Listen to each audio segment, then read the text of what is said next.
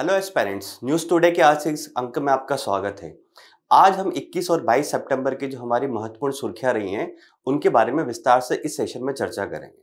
तो आइए सबसे पहले जान लेते हैं आज की हमारी मुख्य खबरें क्या है। आज हमारी 6 मुख्य खबरें। पहली मुख्य खबर होगी हमारी, 4 पश्चिमी जो देश है उन्होंने जो फिलिस्तीन को मान्यता प्रदान की है उसके बारे में बात करेंगे, और इसका जो पृष्ठभूमि है वो इजराइल हमास की जो वॉर चल रही है उसके बारे में। दूसरा है, दुनिया का सबसे बड़ा न्यूट्रिनो डिटेक्टर सक्रिय हुआ है चाइना में, उसके बारे में बात करेंगे कि न्यूट्रिनो वास्तव में होता क्या है। तीसरा है, लॉजिस्टिक क्षेत्र के लिए सरकार क्या क्या प्रयास कर रही है ताकि लॉजिस्टिक क्षेत्र जो है उसकी लागत को कम किया जा सके, उसके बारे में बात करेंगे। चौथा हमारे है कि बड़े जहाजों को अवसंरचनात्मक दर्जा दिया गया है वित्त मंत्रालय के द्वारा। तो ये है कि भारत में शिपिंग सेक्टर जो है उसको बढ़ावा मिल सके, ऐसा प्रयास किया जा रहा है। पांचवी हमारी खबर होगी, भारत में विनिर्माण की गति, यानी कि कुछ आंकड़े ऐसे आए हैं जिससे ये पता लग रहा है कि भारत में जो मैन्युफैक्चरिंग सेक्टर है वो बढ़ रहा है, तो उसके बारे में हम लोग चर्चा करेंगे। छठी हमारी मुख्य खबर होगी, जीवाश्म ईंधन के स्वास्थ्य पर प्रभाव। देखिए, जीवाश्म ईंधन के केवल पर्यावरण पर प्रभाव नहीं होते, स्वास्थ्य पर भी काफी गंभीर प्रभाव होते हैं, उसके बारे में हम लोग चर्चा करेंगे। साथ में हम लोग कुछ संक्षिप्त सुर्खियों की भी बात करेंगे, जैसे कि प्रोजेक्ट विजयक हो गया, बगराम एयरबेस हो गया, सावलकोट परियोजना हो गई, स्मोक ईटिंग टेक्नोलॉजी होगी, उसके बारे में बात करेंगे। दादा साहब फाल्के पुरस्कार हाल ही में दिया गया, वो किसको दिया गया है, और एक सुर्खियों में रहा स्थल होगा हमारा बाल्टिक सागर। तो चलिए शुरू करते हैं हम आज की पहली मुख्य खबर से। हमारी पहली मुख्य खबर जो जिस सीक्वेंस हम लोग डिस्कस करेंगे वो है भारत में विनिर्माण की गति। देखिए, जो मैंने आपको बताया अभी कि कुछ ऐसा आंकड़े निकल के आए हैं जिससे ये पता लग रहा है कि भारत में जो मैन्युफैक्चरिंग सेक्टर है उसकी ग्रोथ हो रही है। और देखिए, किसी भी देश की अर्थव्यवस्था के विकास के लिए मैन्युफैक्चरिंग सेक्टर बहुत ज्यादा महत्वपूर्ण होता है, क्योंकि मैन्युफैक्चरिंग सेक्टर जब बढ़ेगा तो प्रोडक्शन ज्यादा होगा, और प्रोडक्शन ज्यादा होगा तो उससे क्या होगा कि एक तो निर्यात हो पाएगा, दूसरा है कि देश में रोजगार के साधन बढ़ेंगे और देश की अर्थव्यवस्था भी आगे बढ़ेगी। तो देखते हैं इस न्यूज में क्या है। देखिए, हाल ही में आंकड़ा ये निकल कर आया है कि भारत में जो वस्तु निर्यात होता था वो अप्रैल और अगस्त 2025 के बीच में जो निर्यात हुआ वो बढ़कर 2.52% हो चुका है, और अगर उसको संख्या में बात की जाए तो 184.3 बिलियन अमेरिकी डॉलर हो गया है, ऐसा आंकड़ा निकल कर आया है। और ये जो बात करी जा रही है कि हम अगर यही बात करें अप्रैल से लेके अगस्त 2024 में, तो ये आंकड़ा कितना था, 179.60 बिलियन डॉलर, यानी कि इसमें बढ़ोतरी हुई। तो ये बात करी जा रही है कि भारत में कहीं ना कहीं विनिर्माण क्षेत्र बढ़ रहा है। देखिए, जब भी ये आंकड़े निकाले तो पिछले साल के कंपैरिजन में निकाले जाते हैं। ये आंकड़े से अप्रैल अगस्त 2025 का है, तो हम कंपेयर करेंगे कि पिछले साल इसी टाइम पे क्या स्थिति थी विनिर्माण की। तो अभी ये बढ़कर हो गया हमारा 184.13 बिलियन अमेरिकी डॉलर। तो आगे देखते हैं इस न्यूज में और क्या है। तो और प्रदर्शन के कुछ मानक दिए गए, ये जो आंकड़े दिए हैं सारे के सारे ये बताने के लिए दिए हैं कि कैसे भारत में जो विनिर्माण क्षेत्र है वो बढ़ रहा है। कुछ ऐसे इंडिकेटर्स हैं, उनके माध्यम से ऐसा जांचा जाता है कि भारत में विनिर्माण क्षेत्र बढ़ रहा है नहीं बढ़ रहा है, तो उन इंडिकेटर्स की चर्चा हम लोग करने वाले हैं। और जो इंडिकेटर्स है आपके, जो अगर एग्जाम में आता है विनिर्माण क्षेत्र से संबंधित कोई क्वेश्चन इकोनॉमी में, तो ये आंकड़े वहां पर दर्शाने के लिए काम आएंगे कि हाँ, भारत में विनिर्माण क्षेत्र बढ़ रहा है। फिर कुछ तथ्य और सामने आएंगे कि किन किन क्षेत्रों में वो बढ़ रहा है और सरकार उसके लिए क्या क्या प्रयास कर रही है। तो इकोनॉमी के जो पेपर 3 है हमारा, उसके पॉइंट ऑफ व्यू से ये सवाल इंपॉर्टेंट है मेंस के लिए। अब पहला हम लोग बात करें तो प्रदर्शन क्या है, वो है समृद्धि की तीव्र गति, यानी कि जो ग्रोथ हो रही है वो काफी तेजी से हो रही है, ऐसा निकल कर आया है। तो ये निकल कर आया कि जुलाई 2025 में जो आईआईपी होता है, यानी कि औद्योगिक उत्पादन सूचकांक जो होता है, उसमें जो वृद्धि दर्ज की गई है वो लगभग 3.5% की वृद्धि दर्ज की गई है। अब जो ये आईआईपी सेक्टर होता है, इसकी थोड़ी सी बात करते हैं कैसे डायरेक्टली ये विनिर्माण क्षेत्र से संबंधित है। तो इसमें 3 चीजें होती हैं, एमएमई। पहला होता है माइनिंग सेक्टर, दूसरा होता है मैन्युफैक्चरिंग, तीसरा होता है इलेक्ट्रिसिटी। तो जो मैन्युफैक्चरिंग सेक्टर इसको योगदान देता है, जैसे विनिर्माण, ये आईआईपी इंडेक्स निकाला जाता है, तो उसमें 3 सेक्टर होते हैं और बताया जाता है कि किस क्षेत्र में कितनी वृद्धि हुई है। तो विनिर्माण क्षेत्र इसमें मुख्य योगदान करता रहा है। आईआईपी अगर बढ़ रहा है तो इसमें जो मुख्य योगदान किसका रहा है, विनिर्माण क्षेत्र का, और जिसकी वृद्धि दर रही है हमारी विनिर्माण क्षेत्र की 5.4%। ठीक है। अब आईआईपी के बारे में थोड़ी और प्रीलिम्स के हिसाब से बात की जाए तो ये है एक हमारी जो है मिनिस्ट्री ऑफ सांख्यिकी और कार्यक्रम क्रियान्वयन मंत्रालय है, उसके अंतर्गत एक संस्थान है CSO, उसके द्वारा ये सूचकांक जारी किया जाता है। और ये सूचकांक जो है 8 कोर उद्योग है, जिनमें कोयला, रिफाइनरी है ना, क्रूड ऑयल, उस प्रकार के जो उद्योग है उनमें वृद्धि को नापता है कि किस प्रकार की वृद्धि हो रही है। और ये हमारे मैन्युफैक्चरिंग सेक्टर का या देश में औद्योगिक उत्पादन का एक प्रमुख सूचकांक है जो कि जारी किया जाता है। तो इसमें वृद्धि ये दिखा रही है कि हाँ, विनिर्माण क्षेत्र हमारा बढ़ रहा है। अगली बात करते हैं, बेहतर कारोबारी परिवेश। ये कैसे हुआ? देखिए, HSBC एक बैंक है ना, एक रेटिंग एजेंसी भी है, उसका एक इंडेक्स आया है, India manufacturing purchasing manager index, है ना। तो India manufacturing purchasing manager index जो है, देखिए इसको PMI जनरली इसको बोलते हैं, है ना। इसमें ये निकल कर आया है कि ये जो इंडेक्स है हमारा अगस्त 2025 में 59.3 पहुंच गया है ना, जो कि ये दिखा रहा है कि 17 साल में सबसे ज्यादा है। अब मैं थोड़ी सी इसके बारे में बात करूं कि PMI वास्तव में क्या होता है। तो PMI एक तरह से सर्वेक्षण के आधार पर किया जाता है। डिफरेंट कंपनियां हैं, उनसे पूछा जाता है कि आप ये बताइए कि आपके इस बार ऑर्डर कितने आए, आपने कितने रोजगार सृजन किए हैं, आपका उत्पादन कितना हुआ है। तो अगर ये PMI इंडेक्स जो होता है, अगर ये 50 से ज्यादा है, तो इसका मतलब ये समझ में आता है कि जो इकोनॉमी है वो बढ़ रही है, यानी कि इकोनॉमी का विस्तार हो रहा है। अगर PMI इंडेक्स 50 से कम है तो ये समझ में आता है कि जो इकोनॉमी है उसमें संकुचन हो रहा है, यानी कि इकोनॉमी बढ़ रही नहीं है, कम हो रही है। तो कहीं ना कहीं हमारा जो इंडेक्स आया है PMI का भी, हमारी इंडस्ट्री का एक सर्वेक्षण हुआ, अलग अलग HSBC ने उसको कंडक्ट किया, तो ये बात निकल के आई कि हमारा जो PMI इंडेक्स आ रहा है इंडस्ट्रीज का वो 59.3% है, यानी कि हमारी अर्थव्यवस्था का विस्तार हो रहा है। ठीक है, तो एक इंडेक्स ये पता लगा, तो इससे कहीं ना कहीं लग रहा है कि हमारा विनिर्माण क्षेत्र जो है वो बढ़ रहा है। अगला है कि विनिर्माण क्षेत्र में उसकी बढ़ोतरी के लिए बहुत जरूरी है कि उसमें धन आए, और धन या तो भारत के लोग निवेश करें या फिर विदेश से आता है। तो उसमें एक देखने को मिल रहा है कि इस क्षेत्र में जो फॉरेन डायरेक्ट इंडेक्स है, FDI जिसको बोलते हैं, उसमें लगभग 18% की वृद्धि दर्ज की है।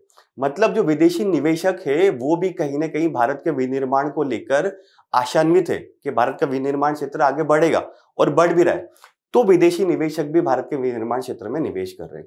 तो इन 3 इंडेक्स के माध्यम से, IIP, PMI और FDI, इनके माध्यम से हमें ये पता लग रहा है कि हमारा जो विनिर्माण क्षेत्र है वो अच्छा प्रदर्शन कर रहा है। ठीक है, अब आगे देखते हैं क्या है।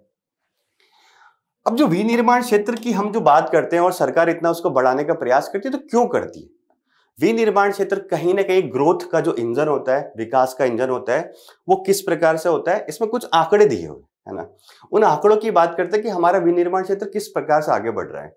तो हम देखते हैं कि इलेक्ट्रॉनिक क्षेत्र की सबसे पहले बात करते हैं। तो इसमें यह आंकड़ा निकल के रहा है कि भारत में जो मोबाइल है, भारत अब वैश्विक स्तर पर सबसे सेकंड लार्जेस्ट मोबाइल मैन्युफैक्चरर है। ठीक है, और हमारे यहाँ पे पिछले 11 सालों में मोबाइल का उत्पादन लगभग 6 गुना बढ़ा है, और साथ साथ में उसका जो एक्सपोर्ट है वो 8 गुना बढ़ा है। तो कहीं ना कहीं ये हो रहा है कि हमारे यहाँ पे इलेक्ट्रॉनिक्स चीजों का उत्पादन होने लग गया है। और ऐसी न्यूज भी आती है कि जैसे चाइना से, वहां से एप्पल ने फैक्ट्री हटाई और भारत में स्थापित करी, तो अब वो यहाँ पे मोबाइल डेवलप कर रहे हैं और यहाँ से एक्सपोर्ट भी कर रहे हैं, है ना। तो भारत हाल फिलहाल की कंडीशन में देखा जाए, भारत दूसरा सबसे बड़ा मोबाइल उत्पादक करता है। अगर इसकी बात करें जैसे आयातित मोबाइल हम लोग देखते हैं, हम लोग पहले 2014-15 तक इंपोर्ट पे ज्यादा डिपेंडेंट थे। लगभग हम लोग 75% हमारी आवश्यकताओं का इंपोर्ट किया करते थे मोबाइल को। परंतु 2024-25 में आंकड़ा निकल कर आया है कि आयातित मोबाइल पे हमारी निर्भरता 0.02%, यानी कि बहुत कम रह गई है। हम अब ना के बराबर हमारे मोबाइल इंपोर्ट करते हैं। मैक्सिमम जो इंडिया में मैन्युफैक्चर होते हैं या फिर असेंबल होते हैं और यही काम आते हैं, और इवन हम लोग अब एक्सपोर्ट भी कर रहे हैं। 8 गुना हमारा निर्यात बढ़ा है। ठीक है, अगला बात करें फार्मास्यूटिकल क्षेत्र में भी अगर देखा जाए तो भारत एक तरह से विश्व की फार्मेसी कहलाता है। और भारत न केवल दवाइयों का सबसे अच्छा उत्पादक करता है, ना बल्कि भारत जो है सस्ती रेट पे भी दवाइयां बनाता है। तो भारत के हिसाब से अगर उद्योग का देखा जाए तो ये है कि विश्व में भारत मैन्युफैक्चरर तीसरे नंबर पर है, इसके स्थान पर दवाइयों के मैन्युफैक्चरिंग में। और अगर वैक्सीन, टीकों की बात करी जाए तो लगभग 50% से अधिक वैश्विक जो आपूर्ति है उसको केवल भारत पूरा करता है। तो एक बड़ा आंकड़ा है, भारत जो है भारत का जो फार्मास्यूटिकल सेक्टर है वो वर्ल्ड ओवर लीड करता है। ठीक है, अगला बात करें ऑटोमोबाइल सेक्टर, जो कि एक विनिर्माण में शामिल है। तो अब ऑटोमोबाइल सेक्टर की अगर बात करी जाए तो जीडीपी में लगभग ये 7.1% का योगदान देता है। एक अकेला क्षेत्र 7.1% का योगदान दे रहा है, बड़ी बात है ना। तो ये देखा गया कि विश्व में भारत जो है वो 4th नंबर पर है ऑटोमोबाइल उत्पादन में। तो ये भी कहीं ना कहीं ऑटोमोबाइल का अगर उत्पादन होगा भारत में तो ये है कि रोजगार के अवसर सृजन होंगे, साथ साथ में हमारी अर्थव्यवस्था भी बढ़ेगी।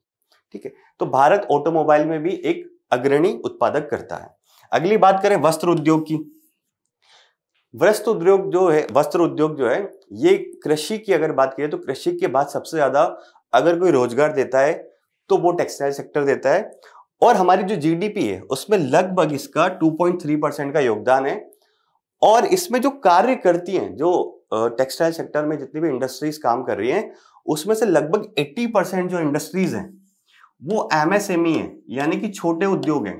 और एमएसएमई जो उद्योग होते हैं वो कहीं ना कहीं रोजगार के लिए, हमारे विनिर्माण के लिए, साथ साथ में एमएसएमई की एक बड़ी खासियत ये है कि समावेशी विकास के ध्यान में रख के किया, क्योंकि बड़ी इंडस्ट्री होती है किसी एक एरिया में होती है, अलग अलग क्षेत्रों को डेवलपमेंट नहीं हो पाता। परंतु जब एमएसएमईज होती है तो विभिन्न विभिन्न क्षेत्रों में होती है, लोगों को रोजगार प्रदान करती है और वहां पर अवसंरचना का विकास भी होता है। तो एमएसएमई क्षेत्र में लगभग 80% टेक्सटाइल सेक्टर जो है उसमें जब जितनी भी इंडस्ट्रीज है वो लगभग 80% एमएसएमई है। तो इससे कहीं ना कहीं हमारा एक इंक्लूसिव ग्रोथ का भी कॉन्सेप्ट निकल कर आता है। तो इन 4 चीजों से पता लग रहा है कि एमएसएमई सेक्टर कैसे हमारे विकास का इंजन बना हुआ है। इलेक्ट्रॉनिक्स मोबाइल हम लोग 2nd नंबर पर है, फार्मास्यूटिकल में हम लोग 3रे नंबर पर है, वैक्सीन हम लोग लगभग 50% आपूर्ति करते हैं विश्व स्तर पर, ऑटोमोबाइल में हम लोग 4th नंबर पर है। और वस्त्र उद्योग की अगर बात करें तो हम बात करते हैं कि रोजगार में बड़ा योगदान देता है और हमारे जीडीपी में भी लगभग इसका योगदान 2.3% के आसपास है। और भारत एक अग्रणी वस्त्र उत्पादक देश है। ठीक है, आगे बात करते हैं। तो अगर हमारे ये आंकड़े निकल कर आए कि जो हमारा आईआईपी है वो बढ़ रहा है विनिर्माण का, हमारा परचेजिंग मैनेजर इंडेक्स जो है वो बढ़ रहा है, एफडीआई विनिर्माण क्षेत्र में आ रहा है, तो सरकार के द्वारा कुछ ऐसे प्रयास किए जा रहे होंगे इस क्षेत्र के लिए, तभी ये ग्रोथ हो पा रहा है। तो सरकार प्रयास कर रही है। इस क्षेत्र के लिए सरकार ने एक उत्पादन से संबंध प्रोत्साहन योजना यानी कि प्रोडक्शन लिंक्ड स्कीम जो है वो लॉन्च करी थी। और ये जो स्कीम है ये मेक इन इंडिया कार्यक्रम जो चल रहा था 2014 से ही, उसका एक तरह से अगला चरण मान सकते हैं कि कुछ क्षेत्रों में ऐसा सरकार के द्वारा बोला गया कि या तो खाद्य प्रसंस्करण क्षेत्र हो गया, 14 क्षेत्र है, कुछ के एग्जाम्पल लेता हूं, जैसे कि फूड प्रोसेसिंग सेक्टर हो गया, ऑटोमोबाइल हो गया, मोबाइल मैन्युफैक्चरिंग हो गया, फार्मास्यूटिकल हो गया। तो सरकार ने बोला कि आप जितना मैन्युफैक्चरिंग करेंगे, जितना ज्यादा मैन्युफैक्चरिंग करेंगे आपको उसी हिसाब से प्रोत्साहन हम लोग देंगे। प्रोडक्शन लिंक्ड स्कीम, यानी कि जितना प्रोडक्शन करोगे उसी से लिंक्ड आपको क्या मिलेगा, इंसेंटिव, प्रोत्साहन, इंसेंटिव्स मिलेंगे। ठीक है, तो ये योजना चल रही है सरकार के द्वारा 14 क्षेत्रों में, जैसे कि मैंने आपको बताया फूड प्रोसेसिंग, ऑटोमोबाइल और मोबाइल सेक्टर जो। अगला है राष्ट्रीय विनिर्माण मिशन। देखिए, राष्ट्रीय विनिर्माण मिशन है, इसको हाल ही में केंद्रीय बजट जो 2025-26 का था उसमें घोषित किया गया है। और ये विनिर्माण मिशन है, मतलब ये है कि हमारे देश में औद्योगिक विकास कैसे होने वाला है भविष्य में, उसके लिए क्या क्या रोड मैप बनाना है, क्या क्या सुविधाएं प्रदान करनी है, उसके लिए एक मिशन लॉन्च किया गया हाल ही में, है ना। स्किल इंडिया प्रोग्राम जो है, स्किल इंडिया प्रोग्राम बहुत पुराने टाइम से चल रहा है, 2015 के आसपास से चल रहा है।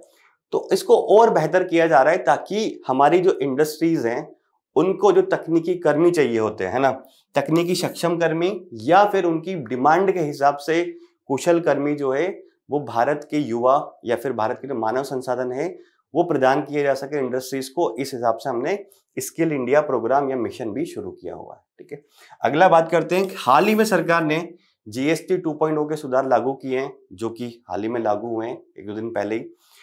उसके तहत ये कि टैक्स सिस्टम, पहले जीएसटी में 4 स्लैब हुआ करती थी, अब 2 स्लैब कर दिए हैं।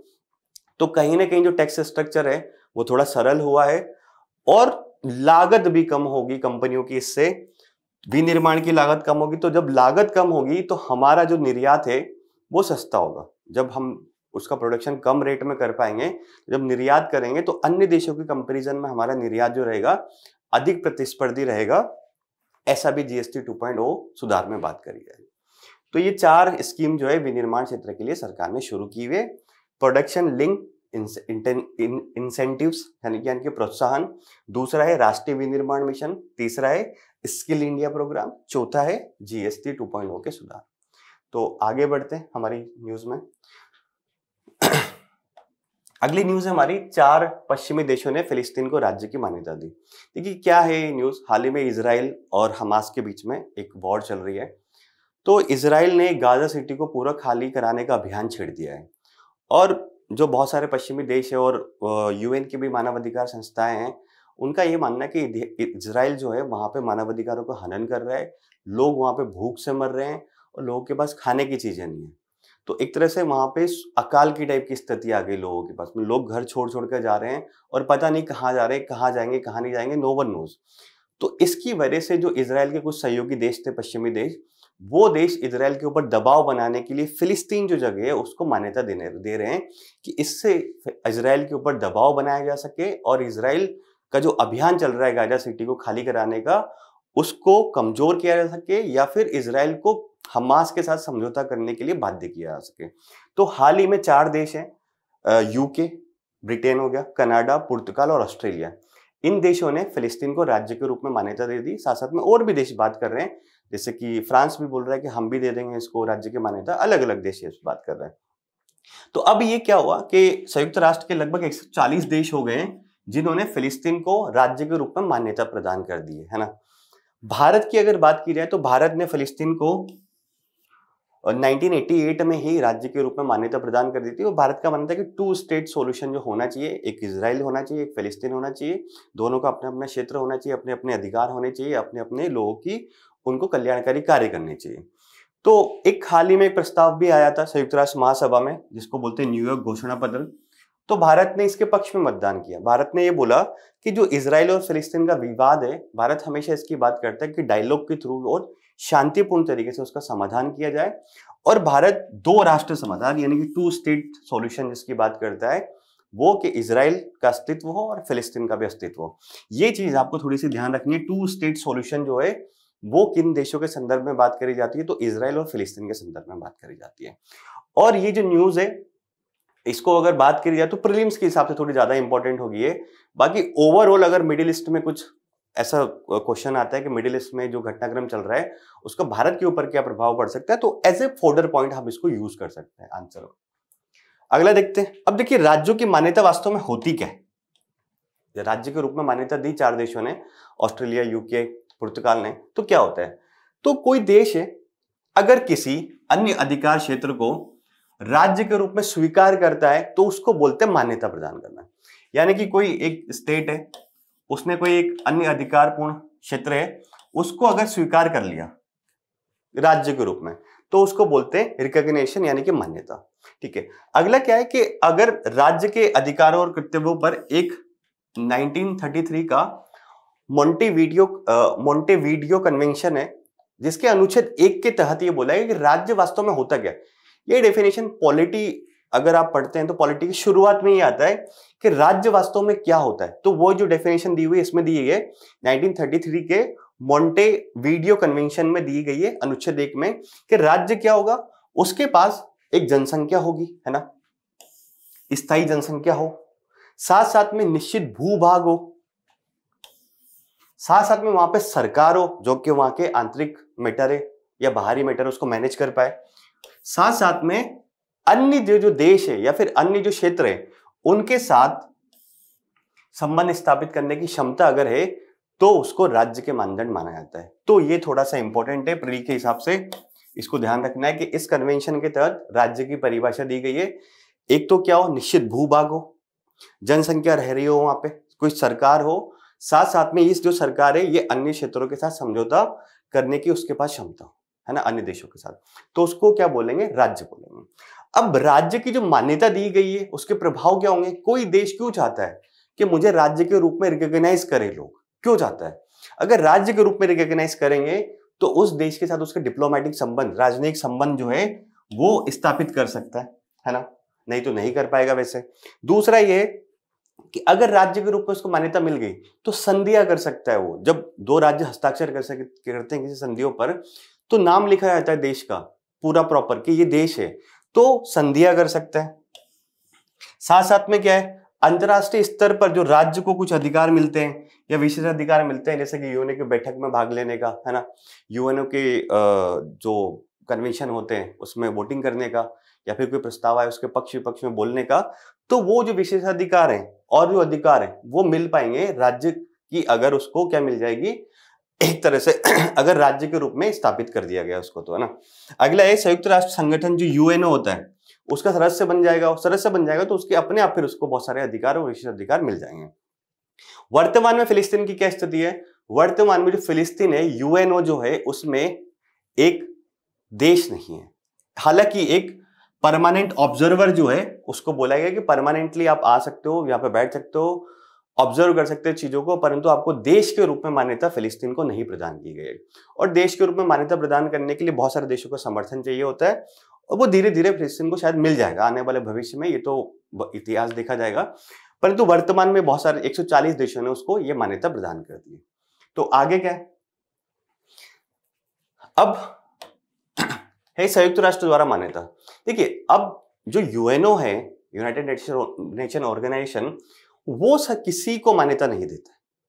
देखिए ये ना तो कोई राज्य को ना सरकार को मान्यता देना, केवल जो है अगर कोई मान्यता दे रहा है तो विश्व के जो अन्य देश है वही मान्यता दे सकते, केवल दूसरे राज्यों सरकारों को का अधिकार होता है। मतलब यूएनओ के पास वो अधिकार नहीं है कि ये किसी देश को अधिकार मान्यता दे दे कि वो राज्य है, ये अन्य देशों का अधिकार है, यूएनओ के पास ये नहीं है ना। संयुक्त राष्ट्र ना तो कोई राज्य है ना कोई सरकार है, इसलिए उसके पास इस प्रकार का मान्यता देने का कोई अधिकार नहीं। यूनाइटेड नेशन ऑर्गेनाइजेशन जो है वो कोई राज्य भी नहीं है ना कोई सरकार है। अब वैश्विक सरकार के संदर्भ में उसकी बात करी जाती है कि ठीक है वैश्विक गवर्नेंस के जो मुद्दे हैं यूएनओ में आपसी देश भेद के बात करते हैं, परंतु यूएनओ कोई सरकार नहीं है ना ही कोई देश है, क्योंकि सरकार होने के लिए या फिर देश होने के लिए कुछ मूलभूत आवश्यकताएं वो यूएनओ पूरी नहीं करता है ना। संयुक्त राष्ट्र क्या है, हाँ, केवल किसी नए राज्य को अपनी सदस्यता दे सकता है या किसी नई सरकार के प्रतिनिधियों के प्रमाण पत्र को स्वीकार कर सकता है, इतना कर सकता है, परंतु वो मान्यता प्रदान नहीं करता। मान्यता ये है कि अगर जब सब देश सहमत हो जाएंगे तो फिर फिलिस्तीन को राज्य के रूप में आगे जाके मान्यता प्रदान कर दी जाएगी, ठीक है। और इसमें एक बड़ी भागीदारी होती है यूनाइटेड नेशन सिक्योरिटी काउंसिल की। तो अब यूनाइटेड नेशन सिक्योरिटी काउंसिल में 5 परमानेंट मेंबर है, 4 तो मान गए हैं लगभग कि दे रहे हैं, अमेरिका नहीं माना है, और अमेरिका को इजराइल को अमेरिका का पूर्ण समर्थन प्राप्त है। तो देखते हैं आगे क्या स्थिति रहती है कि फिलिस्तीन पूर्ण राज्य बन पाता है या नहीं बन पाता, ठीक है। तो ये हमने खबर पढ़ी पूरी हमारी फिलिस्तीन को लेके। अगली हमारी जो महत्वपूर्ण खबर है वो है लॉजिस्टिक क्षेत्र के लिए प्रमुख पहले। तो हाल ही में जो वाणिज्य और उद्योग मंत्रालय है उसने लॉजिस्टिक क्षेत्र के लिए पिछले कुछ टाइम में काफी सारी पहले शुरू की है ताकि लॉजिस्टिक क्षेत्र जो है उसकी लागत को कम किया सके। परंतु सबसे पहले बात यही है कि लॉजिस्टिक वास्तव में होती क्या है। अगर थोड़ी सी बात की जाए तो लॉजिस्टिक वास्तव में होता क्या है। हम बात कर रहे हैं लॉजिस्टिक लागत कम होनी चाहिए, बट होता क्या है। देखिए लॉजिस्टिक के अंतर्गत ये है आपका जो सामान है वो वेयर हाउस में रखा हुआ है, परिवहन के थ्रू जा रहा है, या फिर उसकी पैकेजिंग हो रही है, वो कहीं डिलीवर हो रहा है, उसमें जो सारी गतिविधियां शामिल होती है वो लॉजिस्टिक के अंतर्गत आती है। तो अगर आपकी स्टोरेज की, वेयर हाउसिंग की अगर कीमत कम होगी, परिवहन अगर सड़कें आपकी बेहतर होगी, आपके फास्ट ट्रेनें चल रही होंगी, परिवहन की लागत कम आएगी, जल्दी पहुंच पाएगा, तो कहीं ना कहीं क्या होगा, लॉजिस्टिक लागतें कम होगी। लॉजिस्टिक लागतें अगर कम होगी तो क्या होगा कि हम निर्यात बेहतर कर पाएंगे, या फिर एक क्षेत्र से दूसरे क्षेत्र में जो वस्तुओं का ट्रांसपोर्टेशन करना है वो बेहतर हो पाएगा। जैसे कि मैं आपको बताता हूँ कि हमें जैसे कि यहाँ के बॉम्बे के पोर्ट से कोई चीज भेजनी है, कहाँ से भेजनी है, यूपी से भेजनी है। तो अब यूपी में कोई इंडस्ट्री होगी, उसने उसको प्रोडक्शन किया, फिर वेयर हाउस में स्टोर किया, फिर उसको पैकेजिंग करी, फिर परिवहन के थ्रू यहाँ आया, फिर प्रशासनिक लागतें होंगी अलग अलग तरह की, टोल टैक्स वगैरह, यहाँ आएगा पोर्ट पे तो यहाँ पे कस्टम अधिकारी टैक्स लेंगे। तो इन ये सब अगर लागतें कम होगी तभी तो हमारा यहाँ से जो एक्सपोर्ट होके माल जाएगा वो प्रतिस्पर्धी बन पाएगा। अगर ये सारी लागतें बहुत ज्यादा हो गई तो हमारा माल बाकी देशों से जो माल आ रहा होगा दूसरे यहाँ इस कंट्री में, उसके कंपैरिजन में सस्ता नहीं हो पाएगा। तो वो लॉजिस्टिक क्षेत्र हमारे इसलिए जरूरी होता है कि निर्यात को एक बेहतर बढ़ावा दे सके हम लोग। तो सरकार ने 2022 में लॉजिस्टिक पॉलिसी भी इसके लिए घोषित करी थी कि हमें लॉजिस्टिक लागत जो है वो जीडीपी के कंपैरिजन में लगभग उसको 7 से 8% के ऊपर नीचे लेके आना है। ठीक है, तो देखते हैं सरकार ने क्या क्या पहले शुरू करी है ना। तो सरकार की पहली पहल की अगर बात करी जाए तो पहली है भारत में लॉजिस्टिक लागत आकलन रिपोर्ट। लॉजिस्टिक लागत आकलन रिपोर्ट नाम से क्या दिखा रहा है, लॉजिस्टिक की लागत का आकलन करना। तो ये रिपोर्ट कौन तैयार करता है, एक संस्थान तैयार करता है। अब इस न्यूज की अगर बात करी जाए तो देखिए इसमें भी यही है, कुछ तो फैक्ट है, बाकी लॉजिस्टिक क्षेत्र के लिए सरकार की योजना चला रही वो है। तो फैक्ट हमारे अगर लॉजिस्टिक क्षेत्र में कोई ऐसा क्वेश्चन आता है मेंस में, इकोनॉमी में वापस से, तो हम उस फैक्ट को कोट कर सकते हैं वहां पे हमारे आंसर को सब्सटेंशिएट करने के लिए, साथ साथ में सरकार की योजनाओं का रेफरेंस भी दे सकते हैं। तो ये लॉजिस्टिक क्षेत्र का हम इकोनॉमी पेपर 3 में यूज कर सकते हैं हमारे अगर कैसा कोई क्वेश्चन आता है तो क्या है यह report, national council of applied economic research जो है उसके द्वारा जारी की गई, कौन सी, भारत में लॉजिस्टिक लागत आकलन रिपोर्ट। तो उसने ये बताया कि जो 22-23 का वित्त वर्ष था उसमें भारत की जो लॉजिस्टिक लागत है, इसको लॉजिस्टिक लागत को जीडीपी के कंपैरिजन में कैलकुलेट किया जाता है। तो लॉजिस्टिक लागत जो कुल जीडीपी का लगभग 7.97%, लगभग इसको 8% बोल सकते हैं कि 8%। ठीक है, अब ये बोला कि अगर कुल लागत की बात करें, ये तो परसेंटेज में हो गया, अगर कुल लागत की बात करी जाए तो लगभग ये लागत जो है वो 24 लाख करोड़ रुपए में थी। ये तो जीडीपी के परसेंटेज में हो गया, और वैसे देखा जाए तो 24 लाख करोड़ रुपए लागत थी लॉजिस्टिक की हमारी टोटल 2023-24 में। अगर इस लॉजिस्टिक लागत में बात करी जाए तो सबसे बड़ा हिस्सा किसका है, सड़क परिवहन का, और है भी क्योंकि हमारी अधिकांश जो चीजें ट्रांसपोर्ट होती है एक स्टेट से दूसरे स्टेट या फिर पोर्ट सिटी तक उसको लेके जाना है, तो सड़क मार्ग ही अभी ज्यादातर उपयोग किया जाता है। रेलवे मार्ग का भी उपयोग किया जाता है परंतु बहुत अधिक मात्रा में नहीं किया जाता है। ठीक है, और इस जो ये लॉजिस्टिक लागत है इसमें सबसे पहले अगर बात करें तो सड़क है, दूसरा अगर बात की जाए तो भंडारण and ware house.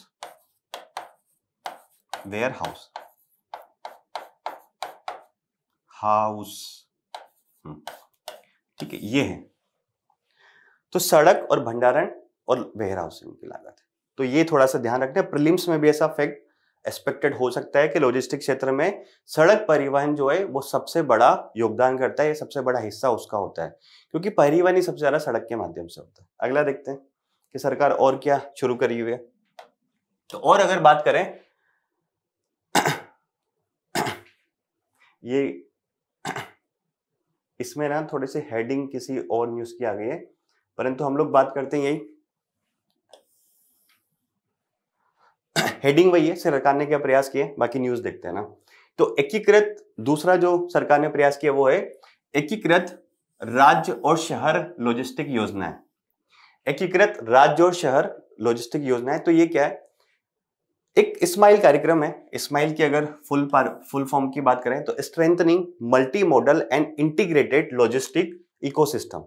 Multi modal और इंटीग्रेटेड मतलब विभिन्न क्षेत्रों को एक साथ लेके चलने वाला, साथ में इंटीग्रेटेड हो, ऐसा लॉजिस्टिक हमें क्या करना है, इकोसिस्टम डेवलप करना है।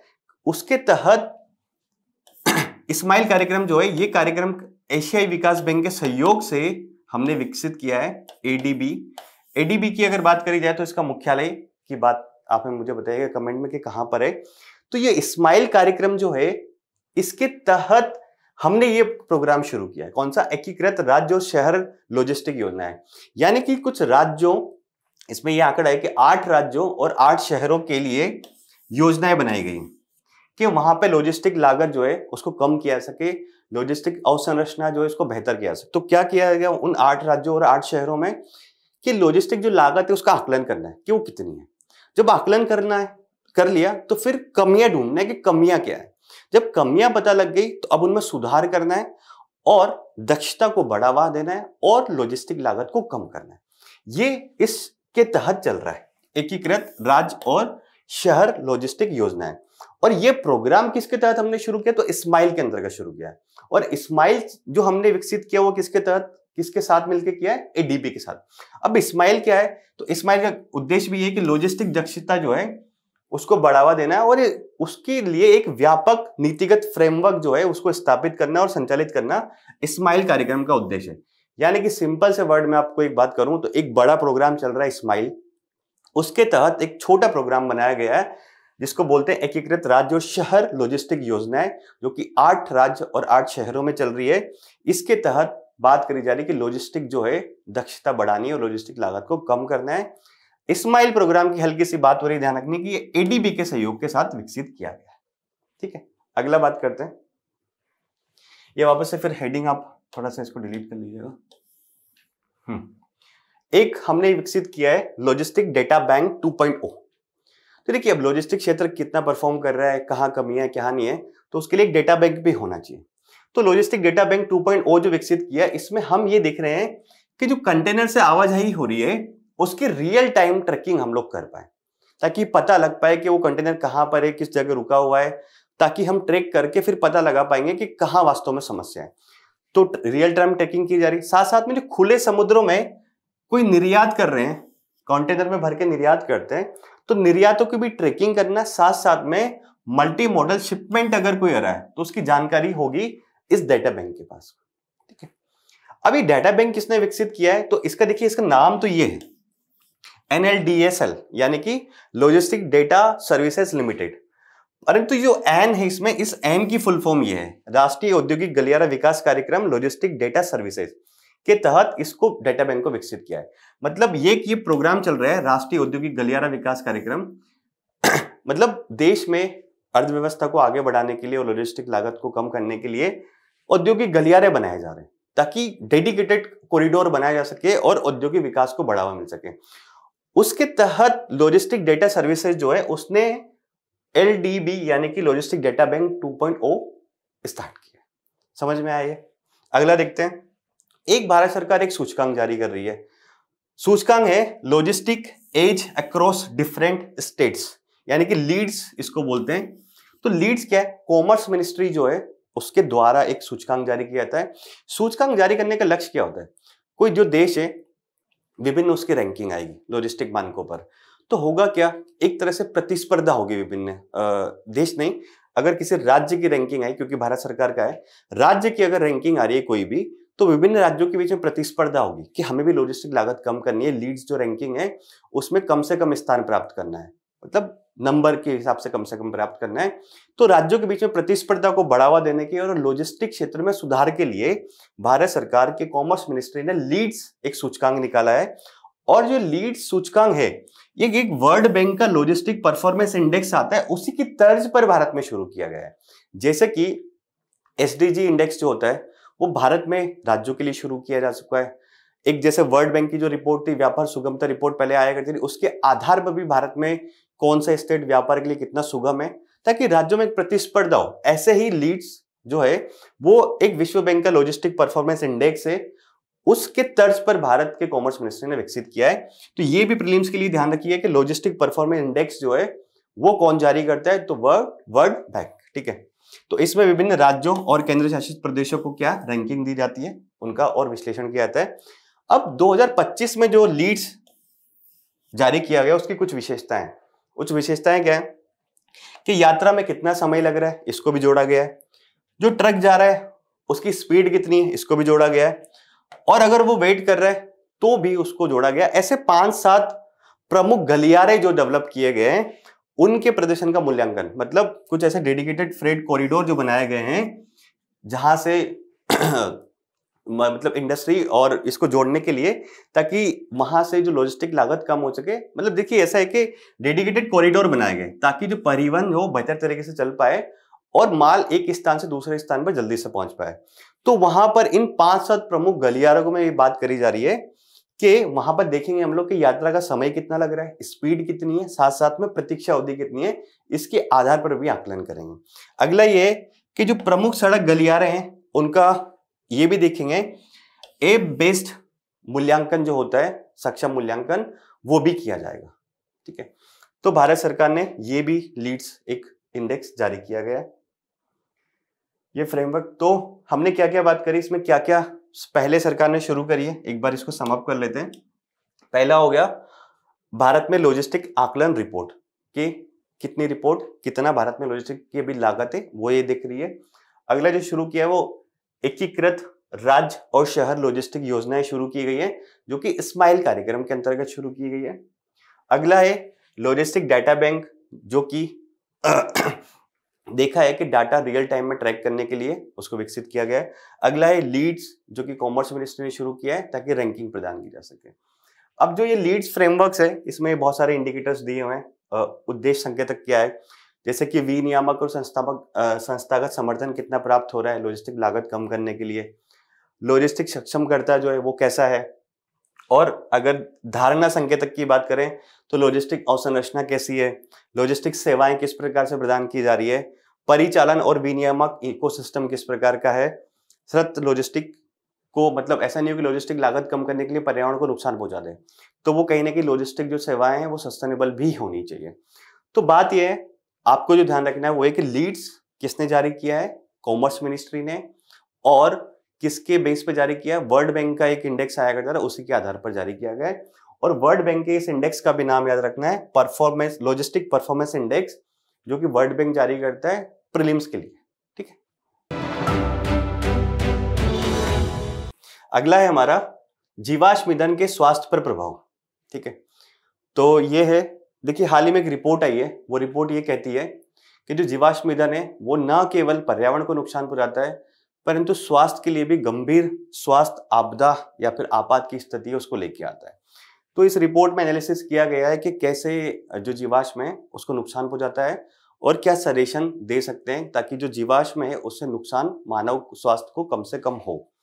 तो रिपोर्ट पहले, सबसे पहले किसने जारी करी है, तो उसका नाम है global climate and health alliance, जो है उसके द्वारा ये रिपोर्ट जारी करी है। रिपोर्ट का नाम बड़ा अच्छा है, कैंडल टू ग्रेव। इसका मतलब समझाता हूं अभी। Candle to grave, the health toll of fossil fuels and imperative for a just transition. Candle to grave मतलब क्या होता है, ग्रेव का मतलब होता है कब्र, और कब्र में जैसे कोई इंसान मर जाता है तो कैंडल लेके जाते हैं। तो कैंडल, ये जो क्षेत्र है जीवाश्म ईंधन जो है वो कहीं ना कहीं कैंडल टू ग्रेव है। और the health toll of fossil fuel, मतलब हेल्थ के लिए जो फॉसिल फ्यूल है उसका क्या टोल लगता है, क्या नुकसान होता है, और उसके बाद जो उसने जस्ट ट्रांजिशन के लिए कुछ सुझाव दिए उसके बारे में रिपोर्ट बात करती है।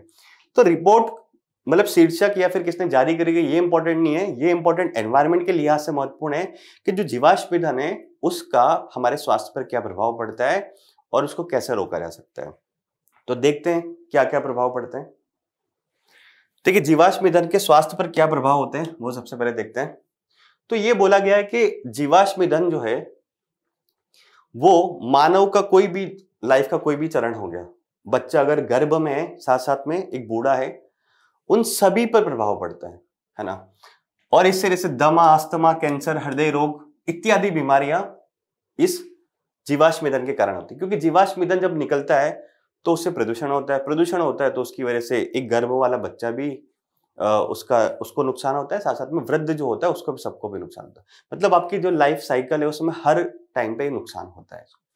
अगला है जीवाश्म ईंधन के उपयोग का प्रत्येक चरण। मतलब ये बोला गया है कि जीवाश्म ईंधन का जहां से आप खनन करते हो, उसका शोधन करते हो, उसका परिवहन करते हो, उसका दहन करते हो, उसका निपटान करते हो, तो हर चरण में कहीं ना कहीं जहरीले प्रदूषक निकलते हैं जो कि स्वास्थ्य के लिए हानिकारक है, पारिस्थितिकी तंत्र के लिए भी और स्वास्थ्य के लिए भी। जैसे कि एग्जाम्पल कुछ दिया हुआ है, जैसे कि उत्खनन जो होता है, जब हम लोग पहली बार जीवाश्म ईंधन को निकालते हैं, जैसे कोयला कोई निकालते हैं, तो उससे कहीं ना कहीं बेंजीन, भारी धातुएं और रेडियोधर्मी जो तत्व है वो निकलते हैं जीवाश्म ईंधन से।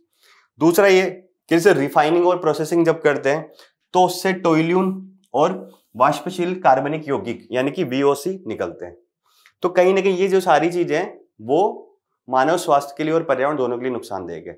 यानी कि दो बात हमने यहाँ सीखी है कि एक तो मानव का जो लाइफ साइकिल होता है उसको हर लाइफ साइकिल में प्रदूषण की वजह से वो परेशान होता है, उसको संबंधित बीमारियां होती हैं।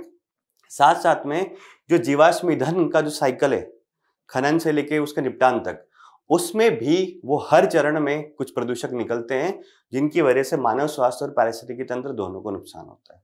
ठीक है, आगे बढ़ते हैं। लीगेसी प्रदूषण, ये नाम थोड़ा सा याद रखिएगा। लीगेसी प्रदूषण वास्तव में क्या होता है, ये टर्म अगर कभी आए तो ये है कि जैसे कि कोई कोयला खदान है, आपने उससे कोयला निकाल लिया और उसको वैसे खाली छोड़ दिया, तो उन स्थलों से जो प्रदूषण होता है उसको लीगेसी प्रदूषण कहते हैं, यानी कि पुराने त्याग दिए गए खनन स्थल जो होते हैं उनसे अगर प्रदूषण होता है तो उसको लीगेसी प्रदूषण कहते हैं। और ये भी स्वास्थ्य के लिए बहुत हानिकारक होता है, क्योंकि इससे बहुत सारे जहरीले तत्व हो गए जैसे कि सीसा, पारा और फॉरएवर केमिकल्स जो होते हैं वो मिट्टी, पानी और जो खाद्य होता है उसमें लंबे समय तक बने रहते हैं और कहीं ना कहीं हमारे शरीर में जमा होते हैं और नुकसान पहुंचाते हैं। जैसे कि कोयला की खदानी हो गई, अगर उसको खुला छोड़ दिया गया तो कहीं ना कहीं जब हवा आएगी तो उसके कुछ कण पानी, मिट्टी सब में जाके जमा होंगे। अब जब पानी का उपयोग हम करेंगे या फिर मिट्टी से जब हम लोग कोई खाद्यान्न उत्पादन करेंगे और उसको खाएंगे तो कहीं ना कहीं उससे क्या होगा कि वो हमारे शरीर में वो चीजें जमा होगी और हमारे जो शारीरिक तंत्र है उसको नुकसान पहुंचाएगी। तो लीगेसी प्रदूषण, तो ये लीगेसी प्रदूषण एक टर्म ध्यान रखना, लीगेसी प्रदूषण प्रीलिम्स के लिए जरूरी है कि वो लीगेसी प्रदूषण क्या होता है, ऐसे टर्म देके पूछ सकता है 1 2 3 में आपको, है ना। हाशिए पर मौजूद समूह, ये क्या समूह है? मतलब ये है कि देखिए अब जो कोई खदानें होगी, जब भी जहां भी हम लोग ये सब करते हैं खनन, वो अधिकांशतः जंगल वाली जगह होती है या फिर आदिवासी वाले क्षेत्र होते हैं। तो वहां पर जो हाशिए पर स्थित समूह हो गए या फिर उस क्षेत्र का जो देशीय समूह हो गया, वो इस प्रदूषण से और ज्यादा प्रभावित होता है। बाहर के लोगों तो फिर भी कम पड़ता है, परंतु इसका प्रभाव जो है इस प्रदूषण का सबसे ज्यादा वो लोग झेलते हैं। और उनके पास फिर यह है कि स्वास्थ्य सेवाएं भी नहीं होती है कि अगर उस प्रदूषण से वो अगर प्रदूषित हो गए तो अपना इलाज करा पाए, क्योंकि उनके पास एक तो संसाधन नहीं होते, साथ साथ में स्वास्थ्य सेवाएं भी वहां पे आसपास के क्षेत्रों में बहुत अच्छी अवेलेबल नहीं रहती है। तो ये स्वास्थ्य पर प्रभाव दिए गए 4 हमने बात करी कि क्या क्या होता है। तो अब जस्ट ट्रांजिशन के लिए जो रिपोर्ट में कुछ सुझाव दिए गए, तो मुझे सबसे पहले ये देखना है कि जस्ट ट्रांजिशन क्या होता है।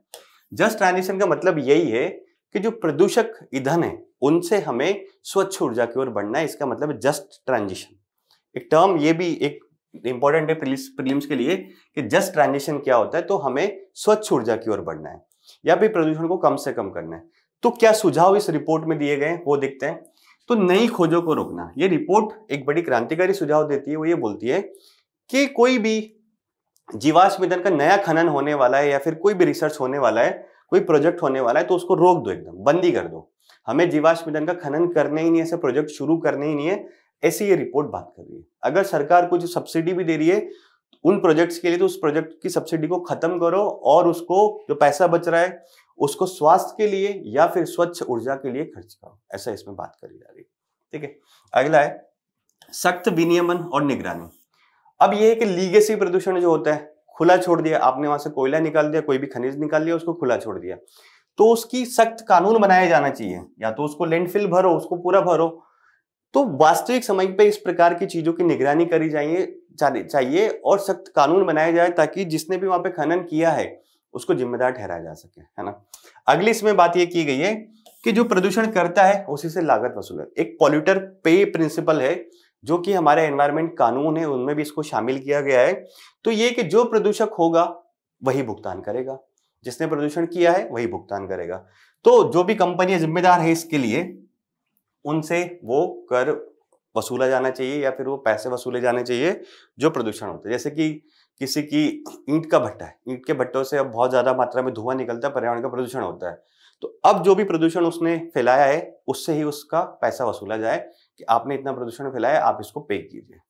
अगला है, अब ये समस्या जो है, देखिए ये वैश्विक स्तर पर जो विभिन्न संस्थान है उनको सबको मिलकर बैठना होगा, बात करनी होगी इस बारे में, तकनीकी डेवलपमेंट करना होगा, वित्तीय सहायता भी करनी होगी, क्योंकि एक विकसित देश है वो तो एक विकास के एक पैमाने पर चले गए, अब वो जीवाश्म ईंधन नहीं यूज करे या फिर स्वच्छ ऊर्जा, सौर ऊर्जा, परमाणु ऊर्जा इसकी तरफ शिफ्ट हो जाए, परंतु अब जो विकसित, विकासशील और अल्प विकसित देश है उनको तो इसकी जरूरत है, उनको तो अपनी अर्थव्यवस्था को आगे बढ़ाने के लिए कहीं ना कहीं जीवाश्म ईंधन जलाना पड़ता है। तो अंतर्राष्ट्रीय सहयोग आवश्यक है कि विकसित देश जो है वो तकनीकी प्रदान करे, वित्त प्रदान करे, ताकि जो अन्य देश हैं वो भी एक स्वच्छ ऊर्जा की ओर धीरे धीरे बढ़ सके। ठीक है, तो ये इसमें नीतिगत सुझाव दिए गए रिपोर्ट में, इनके बारे में हमने बात करा। अब एक फिर से एक बात आई है, ये भी इकोनॉमी से संबंधित है, आज इकोनॉमी की न्यूज थोड़ी ज्यादा है। तो ये न्यूज है कि बड़े जहाजों को अवसंरचना का दर्जा, एक बड़ा जहाज आपको दिख रहा होगा खूब बड़ा, तो ये हमारी जो फाइनेंस मिनिस्ट्री है उसने ये बोला कि अब जो बड़े जहाज हैं उनको अवसंरचना का दर्जा दिया जाएगा। अवसंरचना का दर्जा के फायदे क्या होते हैं थोड़ी देर में बाद में बात करेंगे, परंतु सिंपल लैंग्वेज में अगर समझने के प्रयास करें तो यह है कि अगर किसी सेक्टर को इंफ्रास्ट्रक्चर क्षेत्र का दर्जा दे दिया तो उसको ऋण आसान मिल पाएगा, सरकार की जो विभिन्न योजना है उसका वो लाभ उठा पाएगा और उस क्षेत्र का विकास होगा। ठीक है, तो देखते हैं आगे क्या, जैसे कि मतलब ये कुछ शामिल किया, जैसे वित्त मंत्रालय ने बड़े जहाजों को विनिर्माण क्षेत्र की इंफ्रास्ट्रक्चर हार्मोनाइज मास्टर लिस्ट जो है में ट्रांसपोर्ट और लॉजिस्टिक श्रेणी के तहत शामिल किया है। इसका उद्देश्य घरेलू जहाज निर्माण और समुद्री उद्योग को मजबूत करना है। मतलब ये है कि ये जो शामिल किया गया उसका उद्देश्य ये रखा गया कि उद्देश्य यही है कि हमारे देश में जो शिपिंग सेक्टर है उसको बढ़ावा मिले। अभी हमारी जो निर्भरता है आयात निर्यात के लिए वो वैश्विक शिपिंग जो है उसके ऊपर ज्यादा है, हमारी खुद की भागीदारी उसमें नहीं है, तो उस पर निर्भरता कम किए जाए और हम खुद शिपिंग सेक्टर में भारत आगे बढ़ पाए, इसके लिए इसको विनिर्माण का दर्जा दिया गया ताकि इस क्षेत्र का विकास हो सके। आगे देखते हैं इसमें क्या है। तो देखिए एक सबसे पहले इसमें डिफाइन किया गया कि वास्तव में वाणिज्यिक जहाज क्या होता है। तो ये बोला कि 10,000 टन या उससे अधिक ग्रॉस टन का कोई जहाज, ठीक है, जो कि किसी भारतीय के स्वामित्व में हो या फिर उस पर भारतीय झंडा हो, मतलब कहीं ना कहीं भारतीयों के हाथ में उसका नियंत्रण हो, तो वो क्या होगा, वाणिज्यिक जहाज होगा, मतलब बड़ा जहाज होगा, है ना, जो इस मानक के तहत शामिल किया। अब यहां ये बात नहीं है कि भारत में बना है नहीं बना, कोई भी जहाज अगर बाहर भी बना हुआ है और 10,000 टन या फिर उससे ज्यादा के ग्रोस है और भारतीय के पास स्वामित्व है या फिर भारत का झंडा उसमें, मतलब कहीं ना कहीं ले दे के भारतीयों के पास उसका पर्यवेक्षण है, तो उसको माना जाएगा बड़ा जहाज। दूसरा ये, अगर 1500 टन या उससे अधिक का ग्रोस टन वाला जहाज है और अगर वो भारत में ही बना है या और भारतीयों के स्वामित्व में या भारतीय फ्लैग उसके ऊपर है, तो उसको बोलेंगे बड़ा जहाज। मतलब ये तो है कि कहीं भी बना हो, ये जो है इसको भारत में बनना जरूरी है, ये भारत में बना होगा और 1500 टन या उससे अधिक ग्रॉस टन वाला तो भारत में बना है और भारतीयों के पास स्वामित्व है। अगर भारत में बना है और भारतीयों के पास स्वामित्व नहीं है तो फिर इसको बड़ा जहाज नहीं माना जाएगा। ठीक है, ये डेफिनेशन मुझे लगता है आपको समझ में आ गई होगी। अब जो वो लिस्ट में शामिल किया गया उसका महत्व जो शुरुआत में मैंने सिंपल मैंने बताया वो यही है कि आसान शर्तों पर अवसंरचना ऋण जो है अब इस क्षेत्र को मिल पाएगा, बड़े जहाजों को अगर बड़े जहाज बनाने हैं तो जो भी इंडस्ट्रीज इसमें काम करेगी उनको आसान शर्तों पर ऋण मिल पाएगा, है ना। दूसरा है कि बाह्य वाणिज्यिक उदारी जो होती है, मतलब ये अगर देश में ऋण नहीं अवेलेबल है तो बाहर के जो वित्तीय संस्थान है उनसे भी ऋण ले सकते हैं, धन तक उनकी पहुंच होगी उनकी। साथ साथ में एक सरकार की योजना चलती है वाइबिलिटी गैप फंडिंग, मतलब सरकार अगर अपनी साइड से भी कुछ फंडिंग प्रदान करती है वाइबिलिटी गैप फंडिंग के तहत, तो सरकार के द्वारा भी इनको फंडिंग दी जा सकेगी। एक ये कि कर प्रोत्साहन, अगर सरकार ऐसा कुछ प्रावधान लेके आती है कि जो भारत में बड़े जहाज बनाएगा उसको टैक्स में सब्सिडी दी जाएगी, तो कहीं ना कहीं अब अवसंरचना का दर्जा इसको मिल जाएगा तो वो टैक्स सब्सिडी का ये भी लाभ उठा पाएंगे। मतलब कहीं ना कहीं ये है कि इनका विकास हो, इसके लिए हमें अवसंरचना, इनको बेहतर ऋण मिले, कर में रियायत मिले, इनको बाहर से ऋण ले पाए बाहरी वित्तीय संस्थानों से, साथ साथ में वाइबिलिटी गैप फंडिंग के तहत भी इनको पैसा मिल सके। तो ये है, परंतु ये तो एक न्यूज हो गई जो हाल ही में अभी आई है ना। अब जो है कुछ फैक्ट हैं वो हमारे लिए इंपॉर्टेंट है। अब ये फैक्ट जो है, अगेन अगर इकोनॉमी में हमारे शिपिंग सेक्टर से रिलेटेड सवाल आता है तो ये फैक्ट वापस से आपके आंसर को मजबूत बनाने के लिए, उसको सब्सटेंशिएट करने के लिए ये फैक्ट काम आने वाला है। तो फैक्ट देखिए, हमारे वर्तमान में क्या स्थिति है, जो पोत परिवहन यानी शिपिंग सेक्टर की क्या परिस्थिति है, तो भारत का जो जितना भी निर्यात हम लोग करते हैं वो 95% लगभग जो निर्यात है वो विदेशी जहाजों के माध्यम से होता है। तो देखिए कितनी ज्यादा निर्भरता है। इसके चलते क्या होता है कि भारतीय जो कंपनियां हैं वो, मतलब जो भारत है वो विदेशी पोत परिवहन कंपनियों को लगभग हर साल $75 बिलियन का भुगतान करता है। अब आप बात सुनिए कि हमें अपना माल विदेशों में भेजना है, हम 95% वैसे जहाजों पर निर्भर है जो विदेशी हैं और हमारा माल लेके जा रहे हैं, हम उनको हमारा माल लेके जा रहे हैं, उसके लिए उनको पैसे का भुगतान कर रहे हैं सालाना लगभग $75 बिलियन का। अब हमारी अगर इंडस्ट्री या हमारे स्वामित्व वाले जहाज होंगे यहाँ पर, तो ये $75 बिलियन जो भुगतान किया जा रहा है ये हमारे पास ही रहेगा, हमारे लोगों के पास रहेगा, तो हमारे यहाँ पे इंडस्ट्री डेवलप होगी, शिपिंग सेक्टर वाली, रोजगार होगा, अर्थव्यवस्था आगे बढ़ेगी। तो ये $75 बिलियन हमें बचाने, विदेशी कंपनियों को नहीं देने हैं इसको। अब अगला है, अब जहाज निर्माण में हिस्सेदारी देख लें। अगर भारत वैश्विक स्तर पर जितने भी जहाज बन रहे हैं तो भारत की हिस्सेदारी की बात करें तो वापस से 0.06%, मतलब बहुत ही कम है, बहुत ज्यादा कम है ये, है ना। तो भारत की जहाज निर्माण में हिस्सेदारी नहीं है। लक्ष्य क्या है, सरकार ने कुछ लक्ष्य निर्धारित किए हैं, वो क्या है, भारत सरकार ने जो मैरीटाइम अमृतकाल विजन 2047 है उसके तहत ये बोला है कि 2047 तक हमें जहाज निर्माण करने वाले देश होंगे, शुरुआत के उन 5 देशों में शामिल होना है। जैसे कि हमने लक्ष्य निर्धारित किया कि 2047 तक हम विकसित अर्थव्यवस्था बनेंगे, उसी प्रकार से हमने इस जहाज निर्माण क्षेत्र के लिए यह निर्धारित किया है कि 2047 तक हमें 5 टॉप के देशों में शामिल होना है जहाज निर्माण के क्षेत्र में, ठीक है।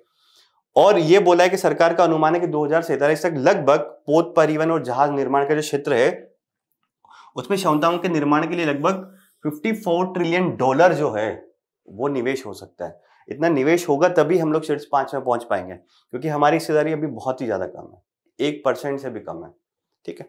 तो ऐसा होगा।